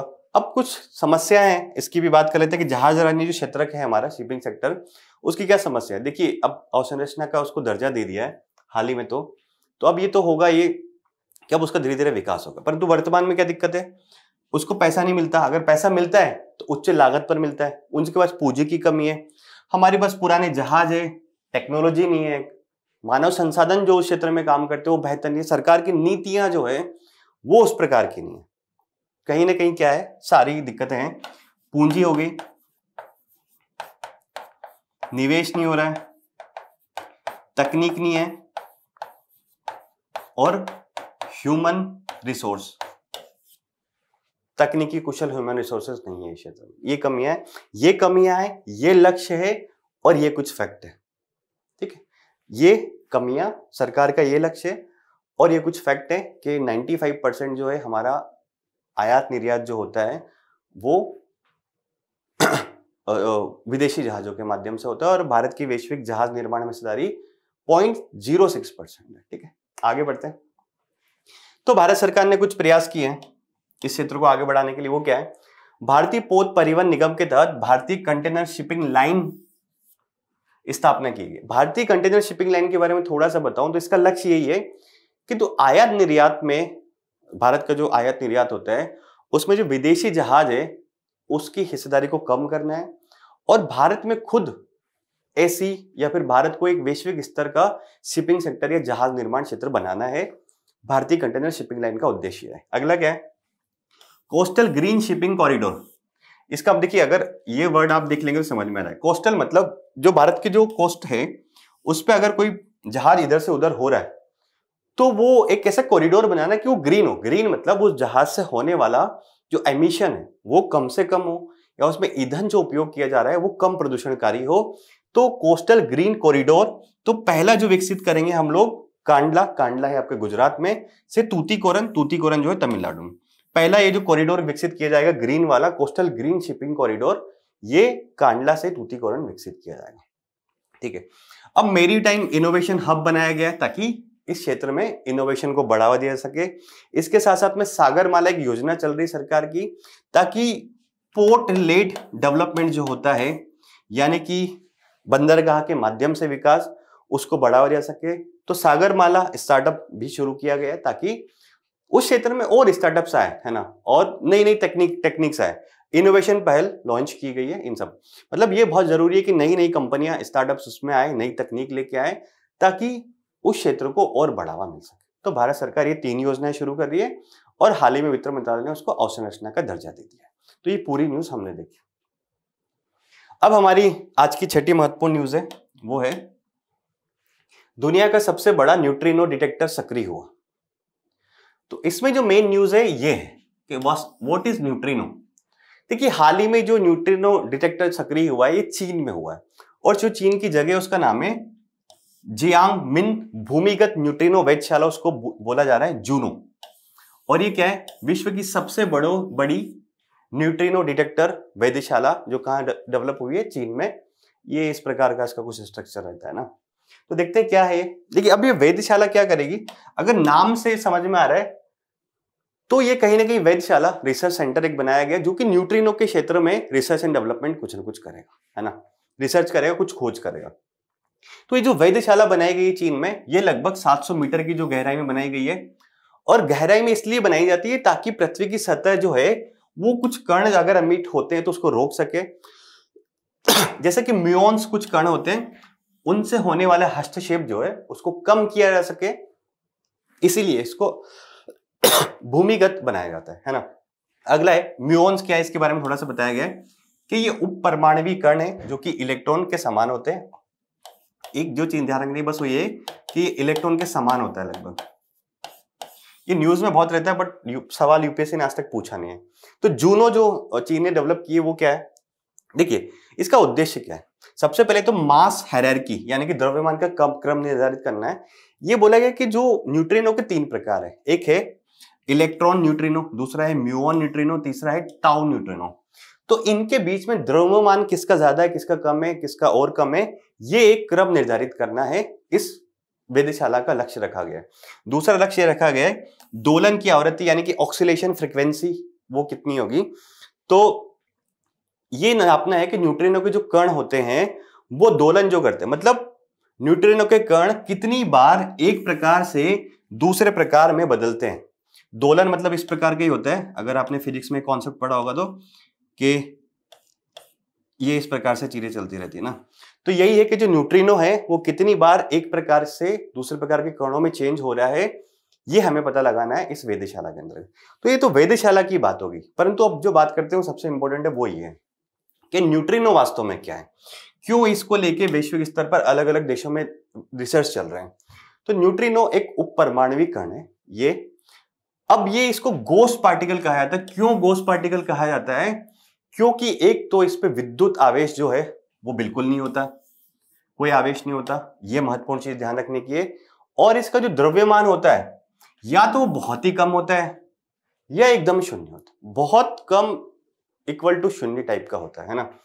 अब इसकी उपस्थिति की बात करें कि कहां ये होता है, तो फोटोन जो होते हैं, प्रकाश के कण जितने वायुमंडल में अवेलेबल है, उनके बाद दूसरा सबसे प्रचुर मात्रा में पाया जाता है क्या, न्यूट्रिनो। ठीक है, ब्रह्मांड में सबसे प्रचुर मात्रा में पाए जाने वाले कण, मतलब अगर ओवरऑल बात करें तो फोटोन के बाद सबसे ज्यादा कौन है, न्यूट्रिनो पाया जाता है। फिर ये कि ब्रह्मांड में अगर सबसे प्रचुर मात्रा में पाए जाने वाले ऐसे कण जिनका द्रव्यमान होता है तो वो है न्यूट्रिनो, न्यूट्रिनो है ना। एक फैक्ट ये है कि अगर ओवरऑल बात करें तो फोटोन के बाद सबसे ज्यादा है, परंतु ब्रह्मांड में ऐसे कण, कुछ और भी कण ऐसे जिनका द्रव्यमान नहीं है। तो ऐसे कण जिनका द्रव्यमान है, तो अगर कोई हाईएस्ट अवेलेबल है तो न्यूट्रिनो। परंतु सबसे महत्वपूर्ण बात यह है इसका आवेश नहीं होता है, और दूसरा द्रव्यमान अत्यंत कम या शून्य होता है। अब इसका पता लगाना मुश्किल होता है। क्यों पता लगाना मुश्किल होता है, क्योंकि ये जो रिफ्लेक्ट होता है या जिसका इस पर प्रभाव पड़ता है, या तो वो कमजोर परमाणु बल होता है या फिर गुरुत्वाकर्षण जो बल है उसके माध्यम से ही ये डिफ्लेक्ट हो सकता है, या फिर वहां ही दिखा। तो बस ये 2 बलों के साथ ही अंतर क्रिया करता है, इसलिए इसका पता लगाना बहुत मुश्किल होता है। अगर और चीजों के साथ अंतर क्रिया करेगा तो पता लगाना आसान हो जाएगा, परंतु यहां मुश्किल है। अगला ये विशेषता है ये कि बहुत ज्यादा अगर चुंबकीय क्षेत्र रहता है तो भी ये कण वहां पर डिफ्लेक्ट नहीं होता है, यानी कि अप्रभावित रहता है। ठीक है, और साथ साथ में प्रकाश की गति से और सीधी रेखाओं से गमन करते हैं ना। देखिए यहां से 3 पॉइंट आपको ध्यान रखने जो आपके प्रीलिम्स के लिए काम के हैं, वो है एक तो आवेश इस पे नहीं होता है, द्रव्यमान की बात की जाए तो या तो बहुत कम होता है या फिर होता ही नहीं है। तीसरा ये है कि चुंबकीय क्षेत्र जो होता है उसमें डिफ्लेक्ट नहीं होता। ये 3 स्टेटमेंट अगर आप ध्यान रखेंगे तो न्यूट्रिनो से संबंधित आप सवाल आसानी से कर पाए। ठीक है, अगला देखते हैं। अब जो और वर्ल्ड स्तर पर इसके बारे में रिसर्च चल रहा है वो देखते हैं कहाँ का है। तो इंडिया भी ऐसे पीछे तो रहेगा नहीं, इंडिया में भी चल रहा है भारत आधारित न्यूट्रिनो वेधशाला। तो ये है भारत में परमाणु ऊर्जा विभाग जो है, डिपार्टमेंट ऑफ एटॉमिक एनर्जी और department of science and technology के द्वारा संयुक्त रूप से शुरू की गई है। कहाँ है, तो तमिलनाडु के थेनी जिले के बोधी पश्चिमी पहाड़ियों में इसको बनाया गया और वहां पे निर्माणाधीन है। तो महत्वपूर्ण ये है कि कौन सा विभाग, परमाणु ऊर्जा विभाग और department of science and technology, और कहां पर, तो तमिलनाडु के थेनी जिले में। ठीक है। आइस क्यूब्स न्यूट्रिनो वेधशाला, तो देखिए अब आइस क्यूब से मतलब कहीं ना कहीं ठंडी जगह पे इसको स्थापित किया गया होगा। तो इसको स्थापित किया गया दक्षिणी ध्रुव पर, और ये है कि हिम की जो परत है उसकी गहराई से ब्रह्मांड का परिवेक्षण करने के लिए डिजाइन किया गया है। हिम की जो परत है ना, उसकी गहराई है, उससे अगर ब्रह्मांड का परिवेक्षण करने के लिए इसको डिजाइन किया गया आइस क्यूब न्यूट्रिनो वेधशाला। कहां पर, दक्षिणी ध्रुव। आइस क्यूब से ध्यान रखिएगा, दक्षिणी ध्रुव। अगला है और क्या क्या है, तो एक ट्राइडेंट है। ट्राइडेंट मतलब tropical deep sea neutrino telescope, ये चीन का है, ये भी इस क्षेत्र में ही कुछ रिसर्च कर रहा है। एक अमेरिका का ड्यून है, ड्यून करके एक मूवी भी आई है, अगर आप कभी देखें तो। Deep under water neutrino experiment जो है वो अमेरिका का है। तो ये कुछ नाम याद रखने, इसमें से सबसे इंपॉर्टेंट हमारे भारत का याद रखिए, और ये टर्म थोड़ी ध्यान रखिए, ट्राइडेंट और ड्यून। तो कभी कभी होता है टर्म बेस्ड क्वेश्चन आता है कि ट्राइडेंट क्या है, तो हमें पता लगेगा कि पता नहीं क्या है ट्राइडेंट। तो ट्राइडेंट क्या है, न्यूट्रिनो के लिए कुछ रिसर्च करने वाली वेधशाला है, ड्यून्स भी वही वेधशाला है। तो हमारी जो आज की जितनी भी महत्वपूर्ण न्यूज थी उनके बारे में हमने डिस्कस किया। अब हम बात करते हैं संक्षिप्त सुर्खियों की। तो हमारी पहली संक्षिप्त सुर्खियां हैं औद्योगिक पार्क रेटिंग सिस्टम IPRS 3.0। तो देखिए क्या है, ये सिंपल सी बात है कि वाणिज्य और उद्योग मंत्रालय जो है उसने औद्योगिक पार्क रेटिंग सिस्टम, नाम अगर आप देखेंगे, औद्योगिक पार्क की रेटिंग का सिस्टम कुछ डेवलप किया गया है ना, नाम समझ में पकड़ में आ रहा है। तो यही है कि जो हमारे औद्योगिक पार्क्स होंगे, अलग अलग जो इंडस्ट्रियल पार्क हम लोग डेवलप करते हैं औद्योगिक क्षेत्रों को बढ़ावा देने के लिए, वो कैसे प्रदर्शन कर रहे हैं, उनको विभिन्न संकेतकों के आधार पर या तो लीडर्स बोलेंगे, चैलेंजर्स बोलेंगे, एस्पायरर्स, इन 3 श्रेणियों में वर्गीकृत उसको किया जाएगा। कौन कौन सी, लीडर्स, चैलेंजर्स और एस्पायर। इसमें सबसे बड़ा लीडर्स होगा, है ना। अब इसको विकास किसने किया है, तो भारत सरकार का जो DPIIT है विभाग, और ये विभाग किसके अंतर्गत काम करता है, मतलब उद्योग मंत्रालय के अंतर्गत, और एशियाई विकास बैंक जो है ADB, इसके सहयोग से भारत में इसको विकसित किया गया है। किसको, औद्योगिक पार्क रेटिंग सिस्टम को। कुछ नए मानदंड या कुछ तत्व इसमें ऐड किए गए हैं, जैसे कि जो पार्क है वो सस्टेनेबिलिटी होना चाहिए, ग्रीन इंफ्रास्ट्रक्चर भी वहां पर डेवलप होना चाहिए या नहीं है, लॉजिस्टिक कनेक्टिविटी उस पार्क की कितनी ज्यादा है कितनी नहीं है, डिजिटलाइजेशन उस पार्क में किस प्रकार का है, स्किल लिंकेज उस पार्क का किस प्रकार का है, और टैलेंट फीडबैक वहां से किस प्रकार का आ रही है। और विभिन्न मानकों के आधार पर जो पार्क, इंडस्ट्रियल पार्क बनाए जा रहे हैं उनकी रैंकिंग देना है। ठीक है, आगे बढ़ते हैं। प्रोजेक्ट विजयक, क्या है प्रोजेक्ट विजयक? देखिए प्रोजेक्ट विजयक जो है, सबसे पहले जो संगठन है BRO, जो प्रोजेक्ट विजयक शुरू हुआ था तो उसका 15वां स्थापना दिवस इन्होंने हाल ही मनाया। अब प्रोजेक्ट विजयक क्या है, तो ये 2010 में शुरू किया गया था। कारगिल और जास्कर जो क्षेत्र है हमारे, वहां पर सड़क संपर्क होगा तो हमारी सेनाएं पहुंच पाएगी, साथ साथ में जो बॉर्डर के एरियाज है वहां पर डेवलपमेंट भी हो पाएगा। तो उसको बनाने के लिए प्रोजेक्ट विजयक शुरू किया गया था। और पहले ये जो काम होता था प्रोजेक्ट हिमांक के अंतर्गत हुआ करता था, परंतु फिर उसको ट्रांसफर करके प्रोजेक्ट विजयक में डाल दिया गया। विजयक क्यों बोला गया? क्योंकि हमारा एक कारगिल ऑपरेशन हुआ था 1999 में, उसका नाम था ऑपरेशन विजय, तो इसको भी प्रोजेक्ट विजयक नाम दे दिया गया, है ना। और वही है कि LOC के पास सुरक्षा और संरचना को मजबूत करना। 2 बातें इसमें ध्यान रखनी है, BRO के द्वारा और कश्मीर में, ये 2 बातें आपको ध्यान रखनी है। प्रोजेक्ट विजयक क्या है तो क्या है। अब BRO क्या है, ये किस मिनिस्ट्री के अंतर्गत आता है, एक बार आप कमेंट कीजिएगा, बताइए, क्योंकि मिनिस्ट्री मेज द कॉलम में आती रहती है कुछ संगठन की। ठीक, तो ये प्रोजेक्ट विजयक के बारे में हमने जाना। अगला है बगराम एयरबेस। हमारे जो काम की न्यूज है इसमें कि बगराम एयरबेस कहां पर है, ऐसा सवाल आता है तो अफगानिस्तान में। अमेरिका के जो राष्ट्रपति है उन्होंने भी पूरी दुनिया में हलचल मचाई हुई है। तो जो बगराम एयरबेस वो 2020 में छोड़ गए थे, उनका मानना ये 2020-21 में छोड़ गए थे, उनका मानना था कि बगराम एयरबेस जो अफगानिस्तान में है हम वापस से अफगानिस्तान से ले लेंगे। तो अफगानिस्तान से बातचीत चल रही है। उन्होंने इवन कल परसों धमकी भी दी है कि अगर अफगानिस्तान नहीं देता है इसे तो फिर देखता है मैं पूरी दुनिया में क्या करता हूं, है ना। तो बगराम एयरबेस कहाँ है, यही हमारे लिए सबसे महत्वपूर्ण न्यूज है, अफगानिस्तान में है। और ये अफगानिस्तान का सबसे बड़ा एयरबेस है, राजधानी काबुल में स्थित है। सबसे अगर इनिशियली इसको विकसित करने की बात करी जाए तो 1950 के दशक में सोवियत संघ के द्वारा इसको विकसित किया गया था, ताकि सोवियत संघ जो है वो जो मध्य पूर्व के देश है वहां अपना नियंत्रण स्थापित कर सके। परंतु जब सोवियत संघ को हटाने के लिए 1990 के आसपास अमेरिका ने पाकिस्तान के थ्रू तालिबान को मदद करना शुरू किया, तालिबान को खड़ा किया, तो सोवियत सेनाएं लगभग यहां से फिर बाहर हुई। फिर तालिबान और नॉर्दर्न अलायंस जो है वहां पर झगड़ा कर रहे थे, उनका संघर्ष का एक तरह से केंद्र बन गया। फिर जब सोवियत संघ वहां से हटा तो वहां पर तालिबान आ गया। उसके बाद यह हुआ कि 2001 में जब अमेरिका में 9/11 हुआ, उसके जो वर्ल्ड ट्रेड सेंटर पे हमला हुआ, तो अमेरिका ने उसके बाद अफगानिस्तान पे हमला कर दिया कि ये ओसामा बिन लादेन ने किया है। तो हमला कर दिया, उसके बाद ये हुआ कि अमेरिका का एक परमानेंट स्थायी बेस बन गया है उनकी सेना को रहने के लिए, उनके सैनिक साजो सामान रखने के लिए।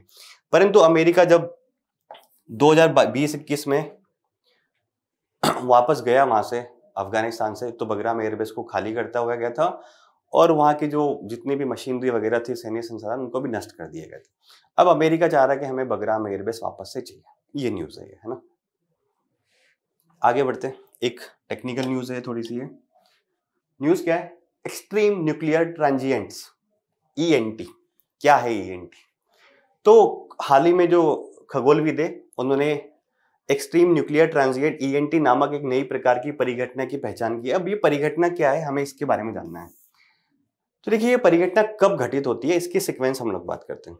अब जो सूर्य है उससे लगभग कम से कम 3 गुना बड़ा कोई तारा है। तो अगर वो जो तारा है, अगर ये तारा कोई ब्लैक होल के द्वारा नष्ट कर दिया जाता है इस तारे को, और ये नष्ट कब होता है? जैसे कि कोई इवेंट, ब्लैक होल कोई इवेंट होराइजन के पास अगर पहुंचेगा मतलब कोई सितारा अगर ब्लैक होल का जो जहां पे सबसे ज्यादा उसका गुरुत्वाकर्षण होता है वहां पहुंचता है, तो फिर क्या होता है कि उसमें बहुत ज्यादा एक तरह से टाइडल फोर्स लगता है। किसके ऊपर? इस तारे के ऊपर, ठीक है। और ये तारा ऐसा हो जाता है कि अगर ये गोल है तो ये इस प्रकार का स्पैगेटी जैसा हो जाता है। अगर आपने पास्ता खाया होगा तो एक प्रकार का पास्ता आता है स्पैगेटी, जो चाउमीन टाइप का होता है, तो स्पैगेटी जैसा लंबा हो जाता है। अब जब ये प्रक्रिया होती है, ये तारा है, ये स्पैगेटी में कन्वर्ट हुआ ब्लैक होल के पास जाने से, तो जब ये प्रक्रिया होती है तो इससे बहुत बड़ी मात्रा में इलेक्ट्रोमैग्नेटिक ऊर्जा जो है उत्पन्न होती है, और इसी को बोला जा रहा है ENT। ठीक है, क्या हुआ? सूर्य से लगभग 3 गुना बड़े आकार का तारा है, अगर वो ब्लैक होल के पास पहुंचता है, नष्ट होता है, उसको स्पैगेटी आकार का बना दिया जाता है, तो फिर वहां से बड़ी मात्रा में इलेक्ट्रोमैग्नेटिक ऊर्जा उत्पन्न होती है, उसी को बोला जा रहा है एक्सट्रीम न्यूक्लियर ट्रांजिएंट। ठीक है, ये चीज आपको ध्यान रखनी है। अगला वापस एक सिंपल सी परियोजना है उसका नाम है सावलकोट परियोजना। तो देखिए, हाल ही में जो पर्यावरण मिनिस्ट्री है वो ये बोल रहा है कि सावलकोट परियोजना को मंजूरी देने की हम लोग बात कर रहे हैं, परीक्षण कर रहे हैं इस चीज का ना। तो सावलकोट क्या है, इसके बारे में 2 चीजें ध्यान रखनी है। Run of the river project है। Run of the river project वो होते हैं, ये पानी बह रहा है, थोड़ी देर रोकेंगे, अपना यहाँ पे इलेक्ट्रिसिटी डेवलप करेंगे, फिर पानी छोड़ देंगे। मतलब पानी का जो बहाव है वो कम नहीं होता run of the river project में। कहाँ इसको बनाया जा रहा है? चिनाब नदी पर। चिनाब नदी कहाँ है? जम्मू कश्मीर के रामबन और उधमपुर जिले में। कौन बना रहा है? NHPC। NHPC क्या है? एक मिनीरत्न कंपनी है भारत सरकार की। ठीक है, सावलकोट परियोजना के बारे में कोई पूछे कि कहाँ है, तो चिनाब नदी पर, जम्मू कश्मीर में। कौन डेवलप कर रहा है? NHPC। सिंपल चीज प्रीलिम्स के हिसाब से, बाकी टेक्निकलिटी में नहीं जाना। चिनाब नदी पे है, इतना ध्यान रखिए। अगला है स्मोक ईटिंग टेक्नोलॉजी। अभी देखिए, सर्दियां आने वाली है, नवंबर, दिसंबर, जनवरी। दिल्ली में बहुत ज्यादा कोहरा होने वाला है, प्रदूषण होने वाला है, स्मोक बहुत ज्यादा होने वाला है। तो दिल्ली सरकार ने कुछ जो संगठन है उनको ये बोला है कि आप स्मोक ईटिंग फोटोकेटेलिक कोटिंग जो है उसका उपयोग दिल्ली में किया जा सकता है क्या, उसके बारे में अध्ययन कीजिए। ऐसे दिल्ली सरकार ने आदेश दिया है। तो ये क्या है स्मोक ईटिंग फोटोकेटेलिक कोटिंग्स? क्या है मतलब? देखिए, स्मोक ईट करना मतलब कहीं ना कहीं वो जो टेक्निक है वो स्मोक को सोख लेगी, कम कर देगी, क्योंकि स्मोक बहुत ज्यादा होने वाला है दिल्ली में अब। तो क्या है इसका उद्देश्य? ये है कि जो नाइट्रोजन डाइऑक्साइड होती है जो स्मोक में होती है, या फिर जो हानिकारक हाइड्रोकार्बन्स की जो मात्रा होती है, उसकी वायु, मतलब बात तो ये है कि इसका उद्देश्य तो यही है कि हमारे जो भी प्रदूषक हैं वायु और जल में, उनको कम करना है। परंतु ये टेक्निक किस तरह से काम करती है, तो ये है कि प्रकाश ऊर्जा का उपयोग इसमें किया जाता है। ये सबसे महत्वपूर्ण बात है। देखिए फोटो इलेक्ट्रिक है तो फोटो कैटेगरिक है, तो आप इसे समझ सकते हैं फोटो मतलब प्रकाश ही होता है। फोटोन के जो कण होते हैं वो प्रकाश होते हैं, तो नाम से देख सकते हैं प्रकाश ऊर्जा है।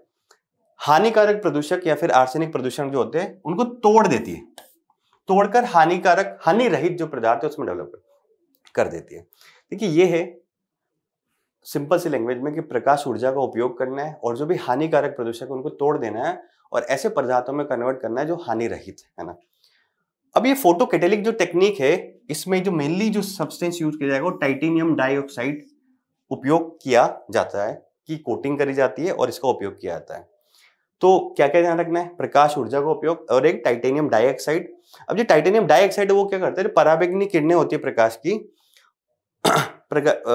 में नाइट्रेट डाइऑक्साइड में विकसित होता है। मतलब ये है कि टाइटेनियम डाइऑक्साइड जो होता है कोटिंग में जो यूज होता है, अगर यूवी रेज इसके ऊपर पड़ रही है तो ये नाइट्रोजन डाइऑक्साइड में विघटित हो जाता है और ये टेक्निक काम करती है। दो चीज इसमें महत्वपूर्ण ध्यान रखिए जो प्रीलिम्स के लिहाज से है। एक तो इसमें TiO2 का उपयोग किया जा रहा है, दूसरा है फोटोन ऊर्जा। फोटोन ऊर्जा का इसमें उपयोग किया जाता है, ये सबसे ज्यादा महत्वपूर्ण है। इसका लेप कहीं किया जाएगा और ये कोटिंग अगर होगी तो फिर वहां पे वो हानिकारक पदार्थों में बदल देगी। ऐसी दिल्ली सरकार ने आदेश दिया, देखते हैं कितना इंप्लीमेंट हो पाता है, वो तो बात अलग है। परंतु हमारे प्रीलिम्स के लिए जरूरी है कि ये फोटो कैटेलिक कोटिंग्स होते क्या है, उसमें कौन सा पदार्थ यूज किया जाता है। प्रीलिम्स में आया तो इस प्रकार के आएगा कि फोटो कैटेलिक कोटिंग्स में कौन सा पदार्थ यूज किया जाता है, TiO2। ठीक है, आगे बढ़े। अगला है स्वेल वेव्स। ये क्या है, देखिए हाल ही में एक अध्ययन हुआ है, उस अध्ययन में ये बात निकल कर आई कि अगर श्रीलंका नहीं होता तो दक्षिणी महासागर से जो भी लहरें उठ रही हैं उनको नाम है स्वेल वेव्स। तो भारत की तो पूर्वी तट से टकराती और इससे बाढ़ आ सकती थी और ज्यादा, और जो तट का जो कटाव होता है वो हो सकता था। ये बोल रहे हैं कि अगर ये श्रीलंका नहीं होता यहाँ पे तो यहाँ से जो लहरें होती है इस पूर्वी तट को काट सकती थी और यहाँ पे बाढ़ भी आ सकती थी ज्यादा से ज्यादा, ऐसा कुछ अध्ययन निकल कर आया है। तो हमारे काम का है कि स्वेल वेव्स क्या होती है ना। तो देखिए सबसे पहले सबसे महत्वपूर्ण चीज इसमें ये है कि दीर्घ तरंगदैर्घ्य वाली समुद्री लहरें हैं। समुद्री लहरें तो आके काटेगी यहां से, और तो कुछ नहीं काटेगा। अब ये उद्गम कैसे होती है, इनका उद्गम या तो समुद्र में कोई तूफान आया बहुत बड़ा, या फिर कोई समुद्री धारा बहुत तीव्र गति से बह रही है तो उसकी वजह से उद्गम होता है। फिर ये धीरे धीरे आगे बढ़ती है, और जब ये आगे बढ़ती है तो अगर कोई लोकल विंड्स वहां पे चल रही है समुद्र में, या फिर कोई धारा है लोकल, तो उससे भी ये बहुत ज्यादा प्रभावित नहीं होती है। इनकी आवृत्ति बहुत कम होती है। अब दूसरा क्या है कि एक तो देखिए इनकी आवृत्ति फ्रीक्वेंसी बहुत कम होती है, और दूसरा जब ये वेव स्वेल वेव्स चलती है तो स्मोक बहुत कम होते हैं, यानी कि झाग जो होता है वो बहुत कम होता है। इसकी वजह से सैटेलाइट के पकड़ में नहीं आती, सैटेलाइट के पकड़ में नहीं आती क्योंकि इनके पास फ्रीक्वेंसी बहुत कम होती है, साथ साथ में झाग नहीं होता। ठीक है, भारत में इन्हें कल कक्कड़ डल तरंगे कहा जाता है, कल कक्कड़ डल तरंगे कहा जाता है। और ये जो शब्दावली है यूनेस्को द्वारा वैज्ञानिक रूप से इसको उपयोग किया जाता है। तो स्वेल वेव्स क्या है, दीर्घ तरंगदैर्घ्य वाली समुद्री लहरें जो कि तूफान या फिर समुद्री धारा से उत्पन्न होगी, धीरे धीरे आगे बढ़ती है, आवृत्ति कम होती है, झाग उत्पन्न नहीं करती है, तो सैटेलाइट इमेजेस में नहीं आ पाती, तो इनकी मूवमेंट का पता नहीं लग पाता। साथ साथ में स्थानीय अगर कोई धारा है, कोई पवन बह रही, तो उससे भी ज्यादा प्रभावित नहीं होती। और अगर श्रीलंका नहीं होता तो हो सकता है कि हमारा पूर्वी तट खतरे में आता है, ऐसी निर्दय। तो श्रीलंका है फिलहाल तो इससे नुकसान नहीं होगा, है ना। अब दादा साहब फाल्के पुरस्कार के बारे में बात करते हैं। तो देखिए हाल ही में दादा साहब फाल्के पुरस्कार जो है एक मलयालम अभिनेता है मोहनलाल, उनको प्रदान किया गया है 2023 का। तो इस न्यूज में वही है कि दादा साहब फाल्के पुरस्कार कौन प्रदान करता है, तो प्रदान तो सूचना और प्रसारण मंत्रालय करता है। और ये भारतीय सिनेमा में अगर कोई आजीवन अच्छा योगदान देता है, आजीवन योगदान के लिए उसको प्रदान किया जाता है। भारतीय सिनेमा का एक तरह से सर्वोच्च सम्मान है। ठीक है, भारत के राष्ट्रपति इसको देते हैं, घोषणा सूचना और प्रसारण मंत्रालय करता है। शुरुआत 1969 से हुई थी, जब भारतीय सिनेमा का जो जनक है दादा साहब फाल्के, उनकी जन्म शताब्दी थी 1969 में, तब ये पुरस्कार शुरू किया गया था और उसके साथ लगभग हर साल इसको दिया जाता है। जो पहली विजेता थी उनका नाम था देविका रानी। ठीक है, मंत्रालय ध्यान रखिए, पहली ध्यान रखिए और सर्वोच्च सम्मान है। ठीक है, हाल ही में मोहनलाल जी को दिया गया, सूचना और प्रसारण मंत्रालय 69 में शुरू हुआ था, 1969 पहली देविका रानी, और हाल ही में मोहनलाल जी को मिला है। ठीक है,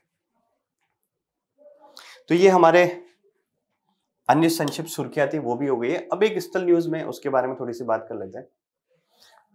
तो हमारे स्थल न्यूज में बाल्टिक सी, देखिए ये न्यूज हमने सैटरडे को थोड़ी सी डिस्कस करी थी कि एक बाल्टिक देश था, उसका नाम था एस्टोनिया। एस्टोनिया के ऊपर कुछ रूस के फाइटर प्लेन्स आ गए थे। तो अब जब ये आए बाल्टिक सागर के ऊपर रूसी सैन्य विमान, तो जर्मनी ने भी फिर अपने लड़ाकू विमान तैनात कर दिए वहां पे। तो बाल्टिक सी देखते हैं कि कहाँ है और इसके आसपास क्या है। तो उत्तरी अटलांटिक है, वहां पर है ये बाल्टिक सी पूरा का पूरा। चारों ओर स्थित देशों की बात करी जाए तो देखिए इसके आसपास बहुत सारे देश हैं, है ना। ये सारे एस्टोनिया, लातविया, लिथुआनिया और स्वीडन, जर्मनी, है ना, डेनमार्क, स्वीडन, फिनलैंड, रूस, एस्टोनिया, लातविया, लिथुआनिया, पोलैंड और जर्मनी, ये इतने सारे देश इसके आसपास स्थित है ना। तो ये बाल्टिक सी का थोड़ा ध्यान रखिए क्योंकि यहाँ पे कुछ घटनाएं चल रही हैं। और एस्टोनिया, लातविया, लिथुआनिया 3 देश महत्वपूर्ण है, इनको बाल्टिक देश कहा जाता है। और ये बाल्टिक सी है। गल्फ ऑफ फिनलैंड यहाँ पर है और गल्फ ऑफ बोथनिया ये रही आपकी। ठीक है, आगे देखते हैं और क्या है इसमें। अब इसकी विशेषताएं क्या है, विशेषताओं की थोड़ी बात करी जाए तो पृथ्वी का सबसे नया सागर है और दुनिया में खारा जल यानी कि ब्रेकिश वाटर जो होता है उसका सबसे बड़ा अगर विस्तार है तो आपका बाल्टिक सी में है। कील नहर जो कि जर्मनी में है, बाल्टिक सागर को उत्तरी सागर से जोड़ती है। कील नहर यहाँ पे कहीं है क्या, बाल्टिक सागर को उत्तरी सागर से जोड़ती है कील नहर। कील नहर इसमें शायद शो नहीं कर रखी है। तो कील नहर जो है इसको थोड़ा सा ध्यान रखना है कि ये बाल्टिक सागर को उत्तरी सागर से जोड़ती है। इसके आसपास बोथनिया की खाड़ी है, फिनलैंड की खाड़ी है और गंदानस्क की खाड़ी इसके आसपास है। ये तो हम लोग देख चुके हैं, ये बोथनिया, ये फिनलैंड, ये गल्फ ऑफ रीगा और ये सारा है ना। तो ये हमने सारी बात करी बाल्टिक सी के बारे में। तो आज की हमारी जितनी भी महत्वपूर्ण खबरें, अन्य सुर्खियां और जो सुर्खियों में रहा स्थल था उसके बारे में हम लोगों ने बड़ी विस्तार से चर्चा करी है। अब आप लोग कुछ प्रश्न देख लीजिए और इनको सॉल्व कीजिए और कमेंट बॉक्स में इनका आंसर बताइए।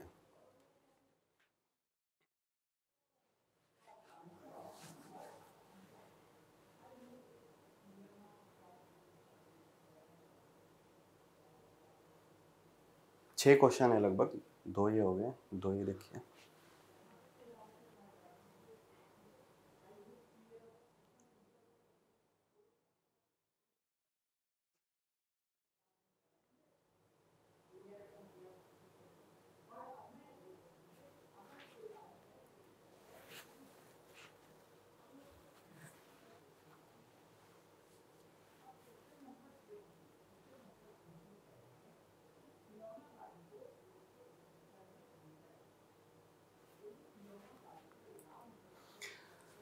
तो आज हमने सारी डिटेल से चर्चा करी हर टॉपिक के बारे में। उम्मीद है ये सेशन आपकी तैयारी जो आप कर रहे हैं यूपीएससी का उसके लिए लाभदायक होगा।